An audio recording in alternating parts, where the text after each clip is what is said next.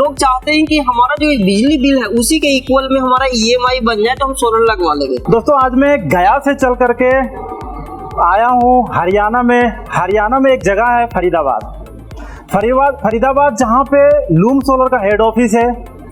दोस्तों मैं ये जानने का कोशिश कर रहा हूँ जो लूम सोलर आज के डेट में देश और विदेशों में जाने का प्रयास कर रही है, इसका जो क्वालिटी है जिसमें बहुत ही ज़्यादा लोग बिलीव करना शुरू कर दिए हैं, इसका जो जनरेशन का जो सिस्टम है पैनल के साथ, जो इनका शार्क पैनल है, बाइफेशियल पैनल है, जो नई टेक्नोलॉजी लूम सोलर लेकर के आ रही है। दोस्तों मैं ये जानना चाहता हूँ कि क्या खुद लूम सोलर इसका उपयोग करती है या नहीं, क्या ये दूसरों का सल्यूशन बताती है, अपने को इम्प्लीमेंट कर पाती है इसमें या नहीं।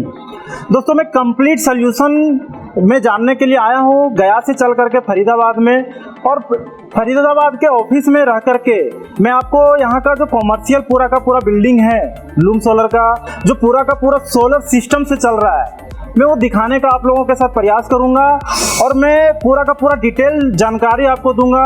लूम सोलर आगे और क्या प्लान करने जा रही है, कंज्यूमर्स को क्या क्या बेनिफिट्स दे रहे हैं, कॉमर्शियल कंज्यूमर्स के लिए क्या क्या बेनिफिट लूम सोलर के तरफ से मिलेंगे। दोस्तों जैसा कि मैंने आपको बताया कि आज मैं कंप्लीट कॉमर्शियल सिस्टम को जानने के लिए आया हूँ, और ये पूरा का पूरा बिल्डिंग जो है कॉमर्शियल जो है सोलर से चल रहा है। आज के डेट में कॉमर्शियल जो लोगों को चैलेंजिंग है, चाहे किसी भी शहर की मैं बात करूं, अगर मैं गया की बात करूं वहां पे सबसे ज़्यादा चैलेंजिंग ये है कि लाइट का कटिंग का कोई मतलब नहीं है, कभी भी आता है कभी भी चला जाता है। वहां पे कंज्यूमर को कोई इन्फॉर्मेशन नहीं मिलता है डिस्कॉम के तरफ से कि आपका आज दिन में कितने घंटे लाइट रहेंगे नहीं रहेंगे।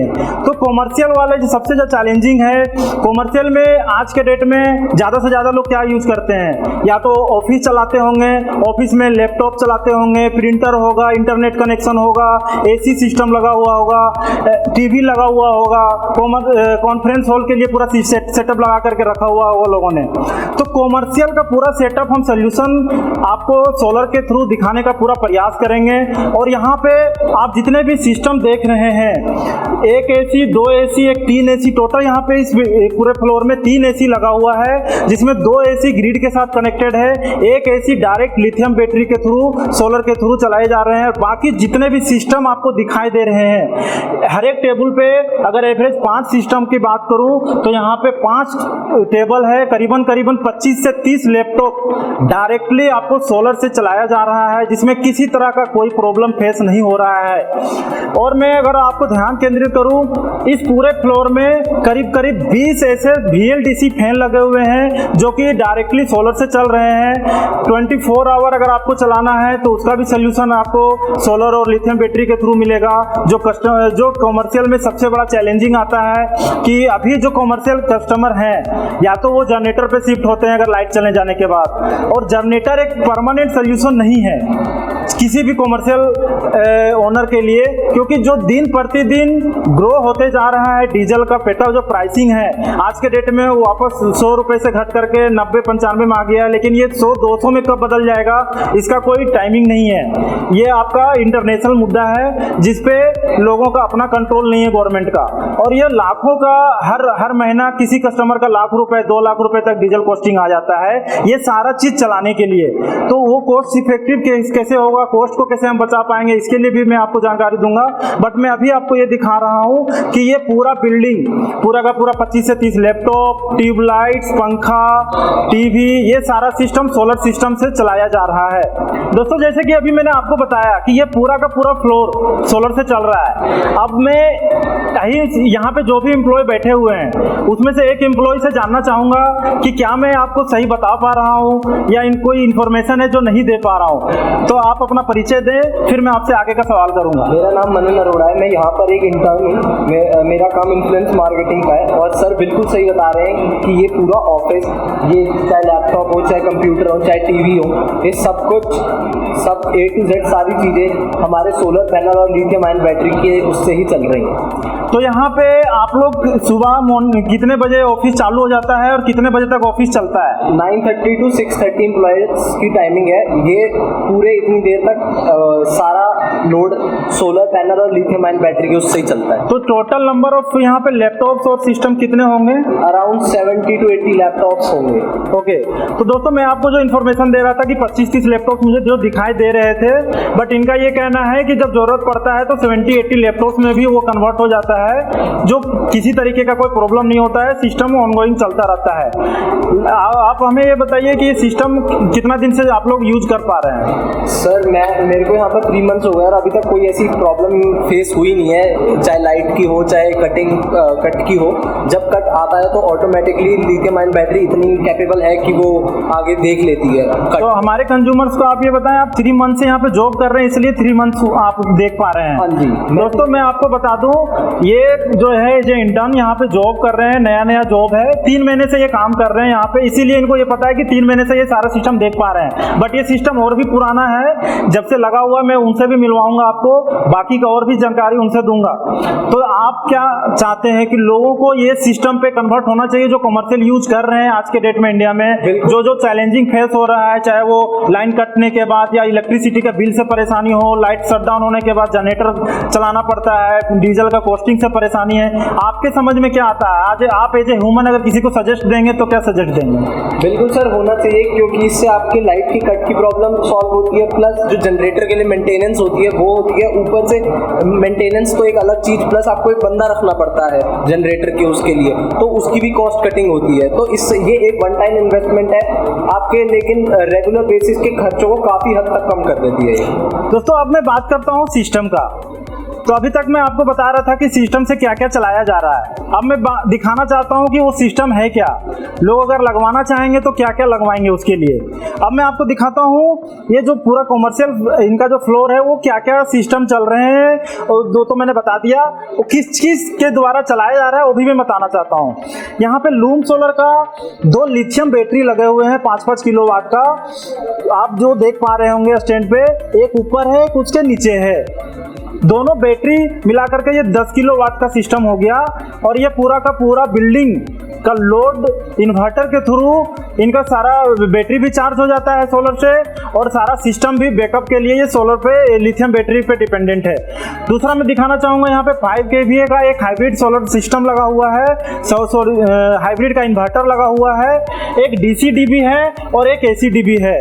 दोस्तों आप लोग को मैं मेरे जितने भी वीडियो है मैं ये बताने का कोशिश करता हूँ कि आप लोग जितने भी कोई भी सिस्टम अगर कहीं पे लगाते हैं, एक प्रोफेशनल इंस्टॉलर से लगाने का कोशिश कीजिएगा, क्योंकि कई बार ऐसे होते हैं कि आपने महंगा प्रोडक्ट खरीद लिया, 1.5 लाख रुपए की बैटरी आती है, 2 लाख रुपए का सपोज आपका इन्वर्टर आता है। तो ये सारी चीजें बहुत ध्यान रखने वाली बातें होती है कि DC-DB और AC-DB ये दोनों चीजें आप लोग प्रॉपर इंस्टॉल जरूर करवाइएगा, और ये जो भी बंदा आपके यहाँ लगाने के लिए जाता है इस बात का ये इंश्योरिटी दे।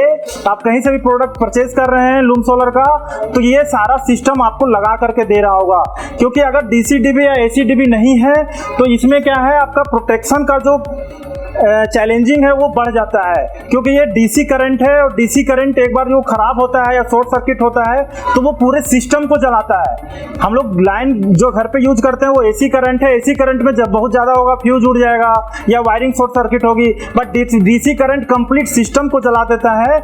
इसीलिए इस बात को पूरा ध्यान यहाँ पे रखा गया है कि प्रॉपर इंस्टॉलेशन किया गया है, DC-DB लगा है, AC-DB लगा है। ऊपर में एक और आप देख रहे होंगे वो चेंजर है, वो चेंजर भी अगर आप लोग चाहें तो लगा सकते हैं। उसका क्या फ़ायदा है मैं आपको बताता हूँ।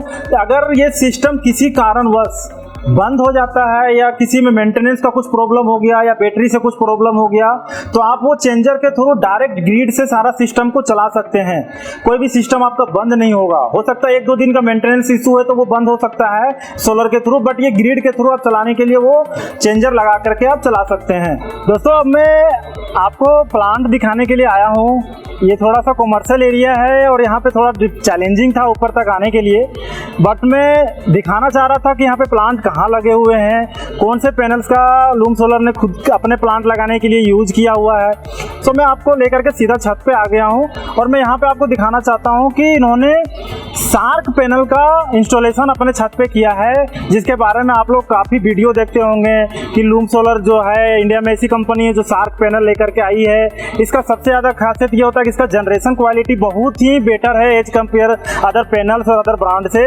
तो यहाँ पे 440 वाट का लूम सोलर का सार्क पैनल लगा हुआ है हाफ कट सेल में, जिसको ये लोग यूज कर रहे हैं और बहुत ही बढ़िया रिजल्ट है। इसका रिजल्ट के बारे में आपको मैंने बताया हुआ है कि क्या क्या सिस्टम ये सारे चला पा रहे हैं। यहाँ पे पूरा 5 किलोवाट का सिस्टम लगा हुआ है सोलर प्लांट।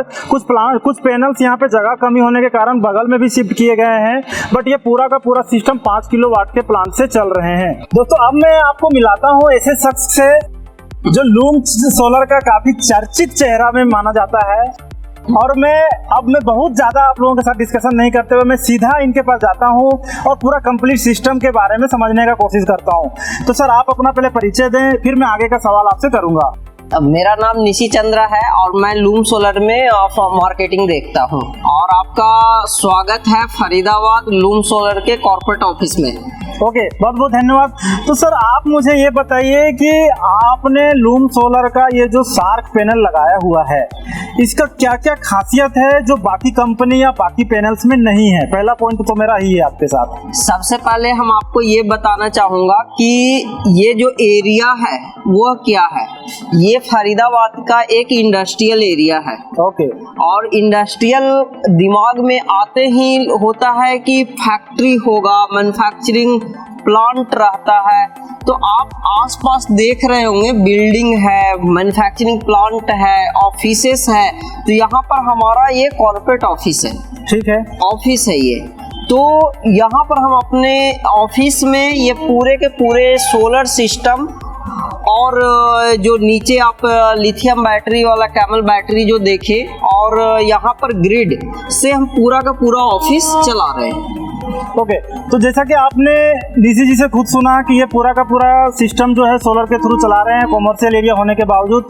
दोस्तों कॉमर्शियल एरिया में एक बहुत बड़ा चैलेंजिंग जो आता है वो बिल्डिंग्स का आता है कि कई जगह ऐसा एरिया मिलेंगे कि आपको काफ़ी हाइट्स बिल्डिंग मिलेंगे, उसको जहाँ पे लगाना है वहाँ पे शेडो का इशू है या तो हमारे पास लगाने का जगह नहीं है। तो मुझे लगता है कि हम लोग जो सार्क पैनल लगा रहे हैं इसका इफिशियंसी इतना ज़्यादा है कि इन सारे चीज़ों का चैलेंजिंग को ख़त्म कर देता है। अगर इसमें हल्का सा भी लाइट का रिफ्लेक्शन आ रहा है तो इसका जनरेशन बरकरार रहता है। क्या मैं सही बोल पा रहा हूँ आपको? देखिए इसमें आपका बात सही है कि कमर्शियल में जैसे कि ये जो ऑफिस हमारा है ये 500 गज में बना हुआ है। ठीक है, 500 गज में बना हुआ है, बट यहाँ की जो कंजम्पशन है 50 किलोवाट का एवरी टाइम, क्योंकि यहाँ पर मैन्युफैक्चरिंग प्लांट भी है, कॉर्पोरेट ऑफिस भी है। तो यहाँ पर एक्चुअल पावर कंजम्पशन 50 किलोवाट का है। 50 किलोवाट लगाने के लिए पूरा का पूरा हम छत ऑक्युपाई करेंगे तब यहाँ 50 किलोवाट का सोलर सिस्टम लग सकता है। लेकिन हमें यहाँ पर जो एरिया मिला है, जैसे कि आप ये वाला जो एरिया देख रहे हैं वो सीढ़ी वाला एरिया है, ज्यादा नहीं है। आप यहाँ पर 1 2 3 4 5 मुश्किल से 6-7 पैनल यदि हम और थोड़ा सा करें क्यों तो ये इतना लगा सकते हैं। लेकिन यहाँ पर 5 सोलर पैनल यहाँ लगाए हुए हैं, कुछ आगे हम 3 साइड पर रखे हुए हैं, क्योंकि यहाँ पर जितना स्पेस हमें मिला है उतना में हम सोलर लगा सकते हैं। तो कम स्पेस में जो ज़्यादा बिजली बनाने वाली सोलर पैनल होगा वही सबसे फायदेमंद रहेगा। तो इसकी आप ये मुझे बताइए, आपने ये जो सिस्टम लगाया है आप लोगों को क्या सजेस्ट करेंगे? लोगों को सार्क पैनल ही क्यों लगाना चाहिए? क्योंकि मार्केट में तो पॉली पैनल भी है, मोनो पैनल्स भी है, बट ये सार्क बाकी सबसे अलग क्यों है और कैसे है? देखिए जिसमें हम लोग जैसा कि लूम सोलर जानी जाती है लेटेस्ट टेक्नोलॉजी प्रोडक्ट के बारे में के लिए। ठीक है, सबसे पहले हम खुद से यूज करते हैं। आप जैसे कि इस साल हम लोग ने पहले हम लीड एसिड बैटरी यूज करते थे, उसको बैटरी को चेंज करके हम लिथियम आयन बैटरी जो मतलब पहले है कि जैसे कि हम बताए थे पहला वीडियो लूम सोलर पर जो हम बनाए थे हाँ। कि पूरा ऑफिस हम एक बैटरी पर चला रहे थे। ठीक है। आज के दिन में हम कंप्लीटली वो प्रोडक्ट यूज कर रहे हैं जो ज्यादा इफिशियंसी, जैसे ये सोलर पैनल सार्क सोलर पैनल है, ये 22% इफिशियंसी पर काम करता है। ठीक है। यदि हम इस सोलर पैनल को लगाएंगे तो ये जगह कम ऑक्यूपाई करेगा। ओके। पहला बेनिफिट्स ये है। ठीक है। दूसरा है कि ये मोनोपर्क टेक्नोलॉजी का सोलर पैनल है। ये हाफ कट टेक्नोलॉजी का सेल है। जैसे कि आप देखते होंगे कि सामने एक बिल्डिंग है, बिल्डिंग का शैडो भी आता है। लो लाइट है तो बिजली भी जनरेट करते रहना चाहिए। तो ये हाई इफिशियंसी होने के कारण ये सोलर पैनल का चुनाव किया गया है। और दूसरे प्रोडक्ट की हम बात करें तो यहाँ पर हमारा बैटरी लगा हुआ है और हाइब्रिड इन्वर्टर लगा हुआ है। तो बैटरी में जैसे कि हम लोग को हम बताते हैं कि बैटरी हमारा 2 फ्लोर है यहाँ। पहले हम चार बैटरी एक फ्लोर के लिए हम लगाते। अब उसको हटा के हम एक जगह पर ही 10 किलोवाट आवर का बैटरी लगा दिए हैं। एक इन्वर्टर है। इन्वर्टर हम high frequency inverter fusion series का जो आता है वो लगाया हुआ है। उसका बेनिफिट्स ये है कि नॉर्मल इन्वर्टर में जाएंगे तो उसका इफिशियंसी 80% पर होता है। कि जो 80% जाएगा तो ओवरलोड होके वो बंद हो जाएगा। यहाँ पर क्या है कि हमारा लोड ही 4500 वाट का है और जो इन्वर्टर 5 kVA का है, 5 किलोवाट का है, उसका 98% तक का इफिशियंसी रहता है। तो यदि गलती से कभी लोड 4800 वाट 4900 वाट चला जाता है तो ओवरलोड नहीं होता है। ठीक है। तो जो सिस्टम 7.5 किलोवाट का होना चाहिए था वो सिस्टम में हम 5 किलोवाट में आज के टाइम में काम चला रहे हैं। तो ये हमें फायदा सबसे ज्यादा है। तो आप मेरे व्यूवर्स को बताएं कि ये जो आपने पूरा कॉमर्शियल यूज के लिए लगा रखा है, अगर मैं किसी कॉमर्शियल कंज्यूमर्स को ये सारे बेनिफिट्स बताने के लिए जाता हूँ तो एक सबसे बड़ा जो चैलेंज आता है वो प्राइस का आता है। तो आप मुझे बता दें कि ये पूरा कंप्लीट सिस्टम लगाने के लिए 40-50 लैपटॉप चलाने के लिए, टीवी चलाने के लिए, एसी चलाने के लिए जो आपका जो सिस्टम आपने जो मॉड्यूल लगा रखा है, इसका एक कॉस्टिंग क्या आएगा? देखिए, इसके पहले कॉस्टिंग जानने से पहले इसमें होता है कि इस इतने बड़े सिस्टम का स्टेप कैसे उठाए। ठीक है। तो सबसे पहले वो इन्वर्टर पर सोचे। इन्वर्टर, क्योंकि बैटरी और सोलर पैनल आज के टाइम में ये दोनों का फीचर है इजीली एक्सपैंड होना। इन्वर्टर इजीली एक्सपैंड नहीं हो सकता है। तो इन्वर्टर, जैसे कि हम अपने ऑफिस में हम बहुत सारे इंजीनियर हैं, वो चेक करते रहते हैं, खुद हम भी चेक करते रहते हैं कि हमारे ऑफिस में लोड कितना है। एज अ मार्केटिंग पर्सन हमें पता है कि हमारे ऑफिस में लोड कितना चल रहा है। हम जो 4500 वाट 4600 वाट की बात कर रहे हैं, जिसमें हमारा एसी भी है, एक इन्वर्टर एसी भी लगा हुआ है, स्प्लिट एसी, लाइट है, लैपटॉप है, कंप्यूटर है, वाटर कूलिंग मशीन है, प्रिंटर है और इंटरनेट है, बायोमेट्रिक्स है, इन टीवी है। तो ये सारा का सारा हमारा जो कंजम्पशन है मैक्सिमम 4500 वाट जाता है। तो उस हिसाब से हम 5 किलोवाट की इन्वर्टर लगाए हैं। बैकअप, पहले हम एक बैटरी लगाए थे जिसका बैकअप यदि हम 4500 वाट का लोड हम 1 घंटा चला दिए तो पूरा का पूरा 1 घंटे में पूरा बैटरी खत्म हो जाएगा। लेकिन यदि उसी के साथ हमारा 5 किलोवाट का सोलर पैनल भी लगा हुआ है तो यदि हम 4500 वाट का लोड दिन के टाइम में, हम एक बैटरी भी है मेरे पास, वो दिन के टाइम में हमारा वो चलते रहेगा। ठीक है। लेकिन इस एरिया में इस बार पावर क्राइसिस हुआ है जिसमें पावर कट बहुत ज्यादा होता है। ठीक है। जैसे लोग जानते हैं कि मेट्रो सिटी में कभी लाइट जाती नहीं है, लेकिन इस बार तो पावर कट पूरे दिन भी रहता था। अच्छा। और 2 घंटा 3 घंटे का पावर कट तो रहता ही रहता है। अब ये ऑफिस है तो लाइट जाना नहीं चाहिए। हाँ। क्योंकि बहुत सारे एम्प्लॉय काम करते रहते हैं, स्टाफ काम करते रहते हैं, तो लाइट जाना नहीं चाहिए। तो उन सभी को प्रॉब्लम को दूर करने के लिए हम 5 किलोवाट का इन्वर्टर, 10 किलोवाट आवर की बैटरी, उसके साथ 5 किलोवाट का सोलर पैनल लगा के आज के दिन में हमारे एरिया में जितने पर देख रहे हैं ना, सभी के पास एक जनरेटर 15-15 kVA का है। अच्छा। हमारे ऑफिस में नीचे देखे होंगे 50 kVA का है। ठीक है। हम लोगों ने आज तक कभी जनरेटर नहीं चलाए हैं। ठीक है। ये फायदा हमें सबसे ज्यादा दिखा है। जनरेटर हम नहीं चलाए हैं, बार बार हमें किसी बार बार किसी बंदे को डीजल लाने के लिए बार बार भेजना नहीं पड़ रहा है। गर्मी में कौन जाएगा पेट्रोल पंप पर? जी, ये सब फायदा हम इन्वेस्टमेंट हम किए हैं। स्टार्टिंग इन्वेस्टमेंट मान के चलिए लगभग 5 किलोवाट 10 किलोवाट आवर की बैटरी 3 लाख का है। सिर्फ बैटरी 3 लाख का है? बैटरी 3 लाख का है। एक इन्वर्टर की बात करें तो 1 से 1.5 लाख का है। हाँ। तो टोटल मिला के आप मान के चलिए आज के टाइम में हम 7 से 8 लाख रुपया इतना खर्च किए हुए हैं।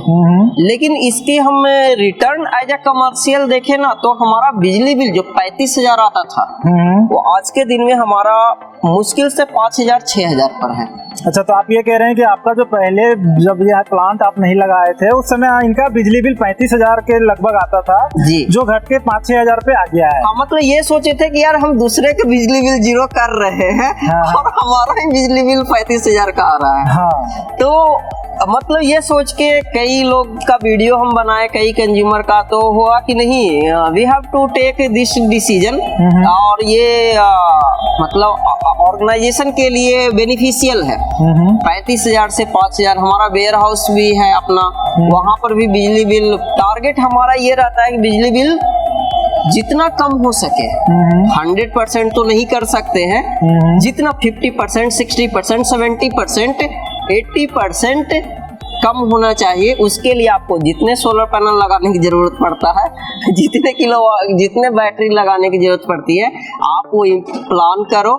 और मेरी कोशिश ये, यहाँ पर हमारी कोशिश ये रहती है कि यदि 5 किलोवाट का सोलर पैनल है तो जो पैनल की इफिशियंसी है 90%, 95%, 80% वो जनरेट क्यों नहीं कर रहा है।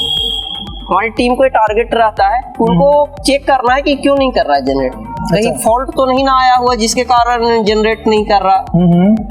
तो उनको मॉनिटरिंग के लिए दिया हुआ रहता है। तो ये ऐसे करके हम पूरे यूटिलाइजेशन, हम इतना आरओआई इसका तो ज्यादा देखिए बेनिफिट्स हमें मिल रहा है तो ज्यादा आरओआई भी हम कैलकुलेट नहीं किए, लेकिन मिला जुला के 2-3 साल में पूरा का पूरा मेरा रिटर्न मिल जाता है। तो आप ये कह रहे हैं कि अगर कोई कमर्शियल पर्पस से सिस्टम को लगाना चाहता है तो उनका जो लागत कॉस्ट है वो 2-3 साल में रिफंड आ जाएगा आराम से। और रिमेनिंग जो ईयर्स हैं, जैसे सोलर पैनल की वारंटी 25 साल है, हाँ। तो 3 साल में अगर उनका पैसा बैकअप आ गया तो रिमेनिंग 22 ईयर्स वो फ्री में बिजली चलाएगा आराम से। अब मैं आपसे एक अगला सवाल पूछना चाहता हूँ, आप जो नीचे बैटरी मुझे दिखाए वो बैटरी लिथियम बैटरी है, तो लीड एसिड बैटरी को आपने क्यों चेंज किया? लोगों को लिथियम बैटरी क्यों लगाना चाहिए? लिथियम बैटरी का क्या क्या एडवांटेज है? देखिए सबसे बड़ा जो मेरे साथ हुआ था, मेरे पास 4 बैटरी ऐसे, मेरा सेटअप ऐसे था पहले, अभी तो है नहीं तो हम दिखा नहीं सकते हैं। उसमें क्या था, मेरा दो बैटरी पीछे एरिया में और 2 बैटरी आगे, मतलब ऑफिस को 2 पार्टीशन में बांटा हुआ था, लेफ्ट और राइट। ठीक है कि यदि एक साइड का इमरजेंसी में बैटरी खत्म हो गया या कुछ हो गया तो चलो एक साइड पावर रहेगी। फिर हमारा 2 फ्लोर हुआ, 2 फ्लोर में प्लान हुआ कि अब ऊपर भी 2 बैटरी पीछे 2 बैटरी आगे रखना पड़ेगा, लेकिन ग्राउंड फ्लोर पर एक स्पेस था, फर्स्ट फ्लोर पर स्पेस वैसा नहीं था। जैसे कि आप नीचे से आ रहे थे तो देखे होंगे। अब हुआ कि क्या ऐसा पॉसिबल है कि पूरे दोनों फ्लोर एक ही जगह से ऑपरेट किया जा सके? अच्छा, तो अपने इंजीनियर को बोला गया कि आप ऐसा कर सकते हैं, तो बोले हाँ हो सकता है। तो वो दिमाग लगा के दोनों फ्लोर का लोड एक जगह पर किए। ठीक है। और उसके बाद फिर लोड कैलकुलेट हुआ कि लोड कितना है दोनों फ्लोर का, मैक्सिमम लोड चलाइए आप। तो मैक्सिमम लोड चलाया गया, तो जो आपको हम बता रहे हैं कि 5 kilowatt maximum 5 kilowatt 5 kilowatt maximum तब चल रहा था जब पूरे ऑफिस में एसी, ये सब लाइट, ये सब के सब चला रहे हैं। लेकिन आप ऑफिस में आप देखेंगे तो हर समय 100% इफिशियंसी पर मैन पावर रहते नहीं है। वो कभी किसी का कहीं दिवाली का छुट्टी है, कभी किन्हीं का बर्थडे है, किन्हीं का कुछ छुट्टी है, तो कहीं ना कहीं बहुत रेयर केस में आज तक ओवरलोड हुआ नहीं है। ठीक है। तो ऐसे करके हम पूरा का पूरा पहले एक सिस्टम बनाए। दूसरा था कि जो बैटरी की चार्जिंग का जो रहता था, पावर कट होती है, पावर कट हो गया तो फिर क्या करते थे कि बिजली लीड एसिड में 10 घंटे में बैटरी चार्ज होता है, अब बिजली आती ही है 2 घंटे, तो 10 घंटे हमें बिजली मिलेगा कहाँ से? ठीक है। सोलर पैनल भी लगाएंगे तो उसको 10 घंटे बैटरी की चार्ज करने के लिए चाहिए।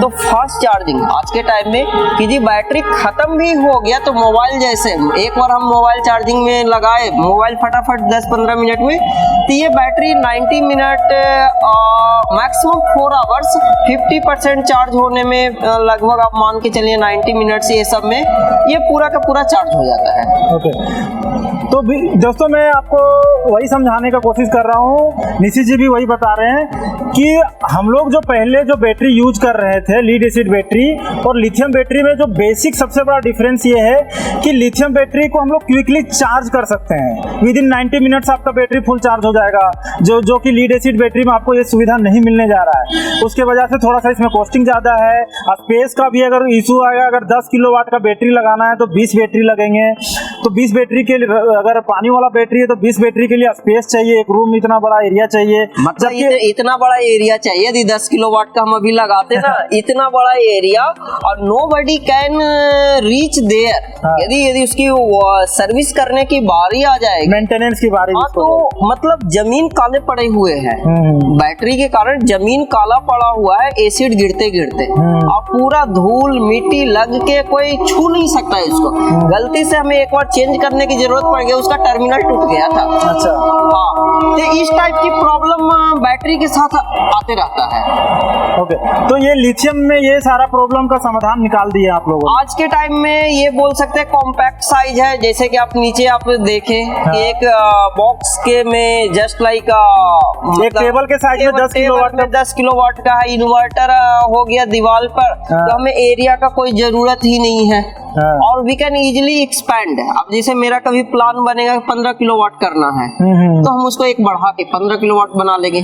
तो इसी में एक छोटा सा मेरा एक और सवाल निकल के आया है, आपने सोलर प्लांट तो 5 किलोवाट का लगा रखा है, बैटरी आप 10 किलोवाट ले रखे हैं, तो क्या ये 5 किलोवाट सोलर प्लांट से 10 किलोवाट का बैटरी चार्ज हो पा रहा है?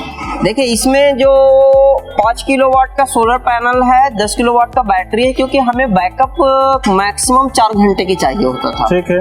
यदि बिजली चली गई 5 किलोवाट से तो सीधा का सीधा हर समय जनरेट तो करेगा नहीं, ये मॉर्निंग टू इवनिंग जैसे जैसे पीक आवर रहेगा तो 80-90% पर जनरेट करेगा, फिर इवनिंग हो गया, जैसे अभी के टाइम में इवनिंग हो रहा 6 बज रहा, अभी के टाइम में सोलर कुछ भी नहीं जनरेट कर रहा, तो हमें इस टाइम में यदि पावर कट हो गई तो हमें ऑफिस जो चलता है 10 बजे तक चलता है, तो कम से कम इतना तो बैकअप होता। हमें बैकअप के लिए 10 किलोवाट है, सोलर पैनल 5 किलोवाट है, जिससे डे के टाइम में लोड 100% सोलर पर चलते रहे।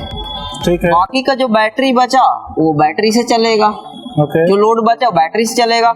और इसमें है कि ग्रिड भी है, यदि ये भी फुलफिल नहीं हुआ तो ऑटोमेटिक ग्रिड पर चला जाएगा। ठीक है। तो यहाँ पर है कि पावर कट में भी किसी टाइप का हमें कोई दिक्कत नहीं है। तो अगर आप ये चाहें कि अगर उसमें से एक और बैटरी लगा दे 5 किलोवाट का, तो प्लांट बढ़ाने की जरूरत नहीं, प्लांट बढ़ाने की जरूरत नहीं है। अगर प्लांट से फुलफिल नहीं हो पा रहा है तो वो ग्रिड से बैकअप लेकर के उसको चार्ज करेगा, क्योंकि और आपको बैकअप देगा, क्योंकि प्लांट बढ़ाने के लिए उनको स्पेस की जरूरत पड़ जाएगी। ठीक है। अब स्पेस की जरूरत पड़ जाएगी तो स्पेस में उनकी जरूरत, उनको ये देखना पड़ेगा हमें जरूरत किस चीज का है। 10 किलोवाट लगा तो सकते हैं, क्या 10 किलोवाट हमारा कंजम्पशन भी है उतना, नहीं तो हमारा वेस्टेज चला जाएगा। फिर हम क्या करेंगे? यदि 10 किलोवाट यदि हम लगा दिए, 10 किलोवाट या 8 किलोवाट जनरेट करेगा, मेरा बैटरी चार्ज रहेगा, तो बाकी की एनर्जी हम कहाँ भेजेंगे? ओके, तो अब मैं आपसे एक और छोटा सा सवाल पूछता हूँ कि जो कंज्यूमर्स है, जो मेरा व्यूअर्स है, हमारे कई लोग जानने वाले भी है, वो नेट मीटरिंग के बारे में बहुत सारे सवाल करते रहते हैं, तो आपने नेट मीटरिंग क्यों नहीं करवाया है? देखिए नेट मीटरिंग के बारे में जहाँ तक हमें पता है, ऑन ग्रिड सोलर सिस्टम में ऑन ग्रिड काम ऐसे करता है कि सोलर से बिजली जनरेट करेगा। ठीक है। लोड यदि चलते रहा तो सारा मतलब जितना लोड है, यदि 5 किलोवाट का सोलर है, 4 किलोवाट वो जनरेट कर रहा और हमारा लोड 4500 वाट है, तो एक्सपोर्ट नहीं करेगा, वो पूरा का पूरा कंज्यूम कर लेगा। जो भी 10-25 यूनिट जनरेट किया या 20 यूनिट किया, वो पूरा का पूरा कंज्यूम कर लिया। ऑफिस कमर्शियल में क्या होता है कि डे के टाइम में सारा काम होता है, ठीक है। तो हमें इतना सोलर, ये हमारा जो कंजम्पशन है इतना है कि हम उससे ज्यादा प्रोडक्शन कर ही नहीं रहे, तो हमें नेट मीटर ऐसा लगाने की जरूरत पड़ा ही नहीं है। अच्छा, तो दोस्तों आपने खुद इनसे सुना कि इनको नेट मीटरिंग का ज़रूरत नहीं है। नेट मीटरिंग का ज़रूरत कॉमर्शियल हो या डोमेस्टिक हो, नेट मीटरिंग की ज़रूरत तभी पड़ती है जब आपको बिजली गवर्नमेंट को देना हो या एक्सपोर्ट करना हो, जिसका आप हर महीना कैलकुलेशन करके वो बिल बनेगा और बिल में आपको मेंशन रहेगा कि कितना यूनिट आपने एक्सपोर्ट किया है। बट इनका लूम सोलर का जो ऑफिस है वहाँ पे एक्सपोर्ट करने की इनकी ज़रूरत नहीं है। जितना इनका जनरेशन है कहीं ना कहीं उससे ज़्यादा इनका कंजम्पशन है, इसलिए इनको नेट मीटरिंग का प्रॉब्लम में नहीं फंसना ये बेटर समझे। इसलिए इन्होंने पूरा का पूरा सिस्टम को ऑफ ग्रिड और हाइब्रिड सिस्टम बना रखा है। क्या मैं सही बोल रहा हूँ? जी, और यहाँ पर दिल्ली एनसीआर में हम आपको बता दें कि यहाँ पर ऐसे छोटे प्लांट नहीं, बड़े बड़े प्लांट चल रहे हैं 100 किलोवाट का साइट बिना नेट मीटर का। अच्छा, 100 किलोवाट, क्योंकि उनको पता है कि जैसे आप आगे देखेंगे तो एक फैक्ट्री है, इनका डे के टाइम में ही कम से कम 20 एसी है। अच्छा, तो ये सोलर उतना ही लगाएंगे जिससे 20 एसी डायरेक्टली चलते रहे। 50 किलोवाट 100 किलोवाट जो भी लगे, उनका कंजम्पशन ही डे के टाइम में। यदि हाँ, अब है कि संडे के टाइम में यदि जनरेशन कम हुआ, यदि कंजम्पशन कम है, जनरेशन ज्यादा हुआ तो क्या करेंगे? तो वहां पर जीरो एक्सपोर्ट डिवाइस लगा के कि जीरो कुछ हो गया तो चलो बिजली बिल ना बढ़े, घाटे नहीं लेकिन बढ़ना भी नहीं चाहिए। अच्छा। तो जीरो एक्सपोर्ट डिवाइस लगा के पूरा का पूरा बड़े बड़े प्लांट, क्योंकि हर जगह पर कमर्शियल में नेट मीटर अप्रूवल मिलती नहीं है। अच्छा, तो दोस्तों आपने इनसे सुना कि नेट मीटरिंग का एक कहीं ना कहीं चैलेंजिंग है और वो गवर्नमेंट के साथ टाई अप कराने में महीनों का दिन समय लग जाता है, कई जगह पे होता नहीं है। उसके पीछे गवर्नमेंट वाले ये रीजन देते हैं कि 80% का लोड अगर ट्रांसफार्मर में है तो अगर उससे ज़्यादा का लोड हम नहीं दे सकते हैं, जिस कारण वो कई बार अप्रूवल नहीं देते हैं। कई जगह अप्रूवल मिल जाती है 2-3 महीना 4 महीना करते हुए। बट अगर आप कॉमर्शियल बिल्डिंग को 24 आवर या ऑफिस आवर में बिजली का आपको पूरा का पूरा सोल्यूशन निकालना है तो आपको ये बैटरी वाले सिस्टम पे जाना होगा, तब जाकर के आपका बिजली का बिल भी बचेगा और आपका कोई भी एम्प्लॉय बैठा हुआ नहीं रहेगा और आपका कोई भी जो सिस्टम है वो बंद नहीं रहेगा। मैं सही बोल रहा हूँ? जी जी। और आप कुछ सुझाव देना चाहते हैं हमारे व्यूअर के लिए? मैं गया से चल के आया हूँ, मैं लूम सोलर का डिस्ट्रीब्यूटर हूँ, मैं गया में कैसा परफॉर्म कर रहा हूँ, अगर आप अपने तरफ से कुछ इनपुट रखें हमारे व्यूअर के लिए। देखिए, बिहार, हम भी बिहार से ही बिलोंग करते हैं और गया मेरे घर से पास में है, तो वहाँ के बहुत बढ़िया से हमें पता है कि सोलर की जरूरत आज के टाइम में हर जगह पर है। ठीक है, सिर्फ है कि आज के टाइम में जो लोग कई जगह पर फंसे हुए हैं, जैसे कि सोलर की बात आती है तो pricing, subsidy, net metering, loan, बहुत सारे ये सब में फंस जाते हैं। तो उनको अभी प्लानिंग करने की जरूरत है, एक सही बंदे तक पहुंचने की जरूरत है। जैसे कि loomsolar.com है, loomsolar.com से आपकी इंफॉर्मेशन निकाल सकते हैं, आपसे पर्सनली मिल सकते हैं। और जहां तक हम आपको जानते हैं कि आप आज के टाइम में बढ़िया काम कर रहे हैं। जैसे कि हम आपका वीडियो हम एक देखे थे, जो कंज्यूमर थे उनका भी वीडियो हम देखे हैं, तो बढ़िया काम कर रहे हैं। आपसे वो मिले, लगवाना ना लगवाना बाकी चीज है, एक बार प्रॉपर जानकारी तो प्राप्त कर लें कि होता क्या, लूम सोलर में ही ऐसी क्या खास बात है और इनके प्रोडक्ट क्या है। क्योंकि हर जगह पर आपको प्रोडक्ट देखने को नहीं मिलेगा, लगेगा सारे सोलर पैनल एक जैसे हैं, बट एक बार जब तक आपके स्टोर पर जाएंगे नहीं, आपसे बात नहीं करेंगे, आपको बुलाएंगे नहीं, उनको कैसे पता चलेगा कि 5 लाख का इन्वेस्टमेंट हम सही कर रहे हैं या नहीं कर रहे हैं। अच्छा, तो अब एक और जो हमारे व्यूअर्स का जो क्वेरी रहता है कि आपका जो वारंटी वाला सिस्टम है, सोलर पैनल कितने साल के वारंटी आते हैं, बैटरी कितने साल के वारंटी में आते हैं, इन्वर्टर कितने साल के वारंटी में आते हैं, इसका सर्विस आप लोग ग्राउंड तक कैसे पहुंचा रहे हैं, हम लोगों के माध्यम से या डायरेक्टली आप लोग सर्विस देते हैं, इसके पीछे थोड़ा सा एक पॉइंट रखिए आप। देखिए, सोलर एक सर्विसेबल प्रोडक्ट है और इसमें कई जगह पर हम बात किए हैं कि सोलर नियर वाइज से लगवाना ज्यादा फायदेमंद है। अब वो नियर वाइज का डिफिनेशन ये है, सोलर जैसे कि हम आपको बता दें, सोलर जैसे सोलर पैनल है, ऐसे ये नॉन सर्विसेबल प्रोडक्ट कैटेगरी में आता है। ठीक है। लूम सोलर वही प्रोडक्ट मार्केट में लेके आती है जो लेस सर्विसेबल। जैसे आज सोलर पैनल है, सोलर पैनल जल्दी ऐसा कुछ खराब होगा नहीं, लेकिन लिथियम बैटरी हो गया, इन्वर्टर हो गया, सब आईओटी बेस्ड है। ठीक है। लेकिन कंज्यूमर के साथ क्या एक चैलेंजेज है कि 5 लाख का सिस्टम है, ये इलेक्ट्रिकल प्रोडक्ट है, यदि सिस्टम कुछ में दिक्कत आ गया तो वो जल्दी ये नहीं बोलेंगे कि हमें क्या पता क्या करना है, वो नहीं करेंगे जब तक उनके यहाँ पर एक इंजीनियर जाएंगे नहीं, तब तक वो सिस्टम की प्रॉब्लम नहीं पता चलेगा। तो हमारे पास सर्विस टीम है, सर्विस टीम जो हमारा help.loomsolar.com एक पोर्टल है जहाँ पर टिकट क्रिएट कर सकते हैं। वह टिकट उनको फर्स्ट इन्वेस्टिगेट किया जाता है कि क्या प्रॉब्लम है, आप एक बार उनको बता दे। हमारा प्रॉपर फॉर्मेट बना हुआ है, उस फॉर्मेट में पूरा इंफॉर्मेशन दे देते हैं। फिर उसके बाद यदि फर्स्ट स्टेप में सोल्व हो जाता है तो वेल एंड गुड है। यदि कुछ माइनर लेवल का कनेक्शन ये सब का जनरली क्या होता है, कनेक्टर ढीला हो गया जिसके कारण पैनल जनरेट नहीं किया, कुछ इस टाइप की दिक्कत होता है तो चेंज हो जाता है। यदि मेजर प्रॉब्लम आ गया तो वहाँ पर हमारे जो लोकल पर्सन है उनको कंज्यूमर के यहाँ भेजा जाता है, वो एक बार चेक करते हैं। यदि वो सर्विसेबल ग्राउंड पर होता है तो सर्विस वहीं दे दिया जाता है, नहीं तो हमारे कॉर्पोरेट ऑफिस आ जाता है। फिर वहाँ से यहाँ से वो प्रोडक्ट रिप्लेस करने के लिए होता है तो रिप्लेस हो जाता है, नहीं तो सर्विस के लिए रहता है तो बन के चला जाता है। ओके, तो आप ये कह रहे हैं कि अगर ये पैनल आपका वारंटी पीरियड में है 25 ईयर के अंदर, और अगर ये पैनल्स में कुछ प्रॉब्लम्स आते हैं तो आप लोग क्विकली ग्राउंड में सर्विस देते हैं, कंज्यूमर को कोई प्रॉब्लम फेस नहीं होता है। इसके लिए प्रॉपर प्लेटफॉर्म बना हुआ है, सिर्फ उनको वो एक प्रोसीजर फॉलो करना है। ओके, तो दोस्तों एक और जो चैलेंजिंग आता है वो लोन को संबंधित आता है। उसके पीछे कारण ये है कि जो सोलर सिस्टम है थोड़ा कॉस्टली आ जाता है, तो मैं इनसे जानने का कोशिश करूंगा लोन का क्या सिस्टम है, लोगों को लोन अप्लाई करना हो तो उसके लिए कहाँ पे जाना होगा, और उसके लिए क्या क्या पेपर डॉक्यूमेंट लगेंगे, कितने दिन में लोन अप्रूवल हो जाएगा, आप इसके बारे में थोड़ा सा प्रकाशित करें। देखिए लोन मेरा मानना ये है, और इसमें है कि सोलर एक वन टाइम इन्वेस्टमेंट प्रोडक्ट है, और ये इतना बड़ा इन्वेस्टमेंट है तो लोग चाहते हैं कि हमारा जो बिजली बिल है उसी के इक्वल में हमारा EMI बन जाए तो हम सोलर लगवा लेंगे। तो इस प्रॉब्लम को दूर करने के लिए loomsolar.com पर उनको जाना है। loomsolar का वेबसाइट है, सभी के पास एक मोबाइल फोन तो जरूर होगा।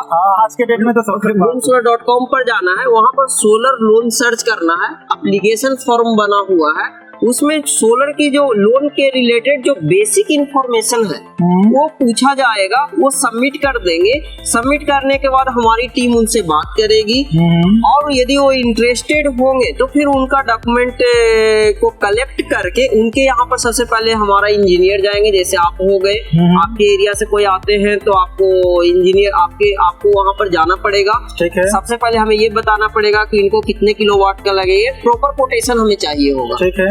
उस कोटेशन को हमारे रिप्रेजेंटेटिव बैंक पर्सन से बात करेंगे। मल्टीपल बैंक के साथ हमारी टाई अप है जो बहुत ही कम टाइम में वो अपना सैंक्शन करते हैं लोन को, और उसके बाद फिर जब वो सारा कुछ ओके हो जाता है तो फिर वो सिग्नेचर करेंगे, लोन उनका कंपनी के अकाउंट में, पैसा जो आता है कंपनी के अकाउंट में आता है। और हर बैंक का अपना अपना टर्म एंड कंडीशन होगा, लेकिन जो अभी के टाइम में हमारे साथ जो जुड़े हुए हैं कंपनी, फिनांसिंग कंपनी, वो डायरेक्ट आपको दे सकते हैं। जो सोलर कंपनी होगी उनके बैंक अकाउंट में आएगा। अच्छा, वो बैंक के साथ होता है, बैंक टू बैंक चेंज होते रहता है।